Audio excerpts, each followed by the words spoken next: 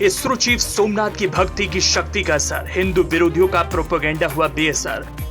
चंद्रयान 3 की कामयाबी के बाद सोमनाथ ने की थी मां शक्ति की पूजा अर्चना। कथित सेकुलर ने सोमनाथ को घेरने का किया प्रयास। सोमनाथ ने दिया जवाब करारा, अब फिर से सवाल उठाने की कभी नहीं कर पाएंगे हिम्मत। चांद पर चंद्रयान 3 की सफल लैंडिंग के बाद इसरो चीफ एस सोमनाथ ने मंदिर जाकर पूजा की। उनकी तस्वीरें वायरल होने के बाद विज्ञान और आस्था पर नया विवाद शुरू हो गया। वामपंथियों के साथ कांग्रेसियों के एक धड़े ने अपने कथित सेकुलर स्वांग में आकर सवाल उठाया।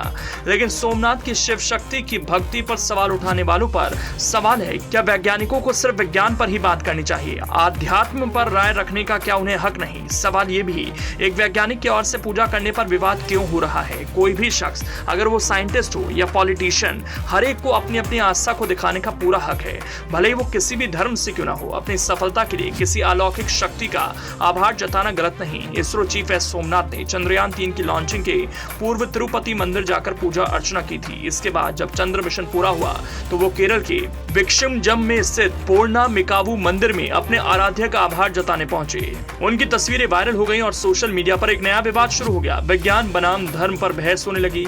वहीं इसरो की ओर से भेजा गया चंद्रयान 3 चंद्रमा की सतह पर जिस जगह उतरा उसका नाम शिव शक्ति पॉइंट रखा गया। इससे भी विवाद का विषय बना दिया गया। कांग्रेस नेता राशिद अल्वी ने तो ये तक कह दिया कि भारत को हिंदू राष्ट्र बनाने का यह प्रयास है, लेकिन शिव शक्ति पॉइंट नाम रखने के अपने तर्क हैं। भारतीय माइथोलॉजी में चंद्रमा शिव के मस्तक पर विराजमान है, इसीलिए इसरो चीफ एस सोमनाथ ने कहा, प्रधानमंत्री ने शिव शक्ति पॉइंट नाम का इसका अर्थ जो बताया वो हम सभी के लिए उपयुक्त है। मुझे लगता है इसमें कुछ भी गलत नहीं। उन्होंने अगला नाम तिरंगा दिया और दोनों भारतीय ध्वनि वाले नाम हैं। देश के प्रधानमंत्री होने के नाते ये नाम रखना उनका विशेषाधिकार है। अब एस सोमनाथ ने जिस बेबाकी से अपनी राय रखी उसे मोदी विरोधी सुनेंगे तो मिर्च जरूर लगेगी, क्योंकि सोमनाथ के तर्क को वो तोड़ नहीं पाएंगे। इसरो चीफ एस सोमनाथ ने उनके मंदिर जाने पर सवाल उठाने वालों को करारा जवाब दिया।